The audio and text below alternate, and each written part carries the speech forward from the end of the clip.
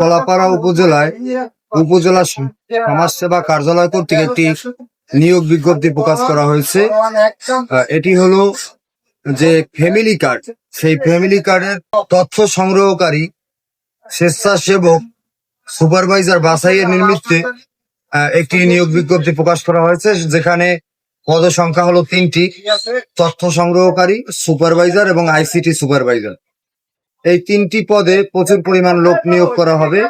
এক্ষেত্রে অনেকেই আমাকে নক করছেন, সার্কুলারটি সম্পর্কে জানতে চেয়েছেন আসলে কিরকম। এটি হলো আবেদন করার প্রক্রিয়া হলো, একটি ফর্ম আছে, সেই ফর্মটি আপনাদের যে কোনো কম্পিউটার দোকান অথবা সমাজসেবা অফিস থেকে কালেক্ট করতে হবে।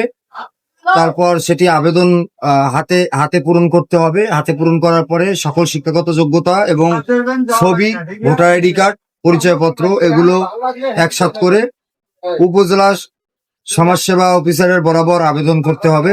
অনেকে জানতে চেয়েছেন আসলে এই চাকুরির মেয়াদকাল, আসলে এই মেয়াদকাল বলা অসম্ভব। তারপরেও যেহেতু এটি একটি প্রজেক্টের চাকরি, সেহেতু 1 মাস 1.5 মাস এরকম হতে পারে বা তার কম হতে পারে, নিশ্চিত না। আর ব্যাপারটি হলো, এই আবেদনটি সরাসরি হাতে নিয়ে জমা দিতে হবে, কোনোভাবে অনলাইন করার কোনো ওয়ে নাই। আর ব্যাপারটা হলো, এটা বৃহস্পতিবার বিকাল পর্যন্ত এই আবেদন করা যাবে, তারপর আর করা যাবে না। তো এটির কাজ হলো মূলত এই যে ফ্যামিলি কার্ড বিভিন্ন ইউনিয়নে এবং ওয়ার্ডে যে ফ্যামিলি কার্ড যাদের দেওয়া হবে তাদের এই তথ্য কালেকশন করাই হলো এটার মূল কাজ। এবং অনেকে মনে করছেন যে এটা আসলে দীর্ঘদিন মেয়াদী, আসলে না, স্বল্প মেয়াদী এটা। তো আবেদন করতে পারেন। এটা যেহেতু সমাজসেবা কার্যালয়ের অধীনে, অবশ্যই আপনার ভালো একটা মূল্যায়ন পাবেন এবং ভালো একটা অর্থ ইনকাম করতে পারবেন এটা থেকে, এবং আপনার যে কাজের পরিধি সেটাও বাড়াতে পারবেন। অনেকে প্রশ্ন করছেন যে আসলে সত্যায়ন করব কার কাছ থেকে। এটা আসলে আপনাদের জানা উচিত যে কোনো বিসিএস ক্যাডার কর্তৃক সত্যায়ন করতে হয়।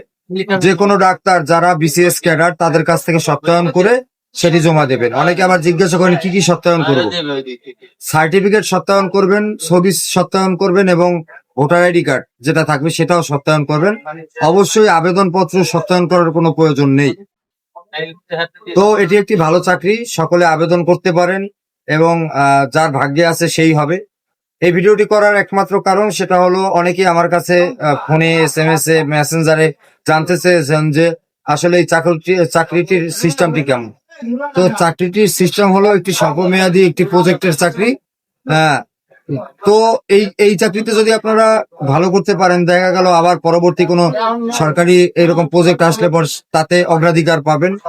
3টি ক্যাটাগরিতে যে কয়জন লোক নেবে সেটাও আপনাদের জানিয়ে দিচ্ছি। তথ্য সংগ্রহকারীতে 130টি, সুপারভাইজারে 14টি এবং আইসিটি সুপারভাইজারে 2টি।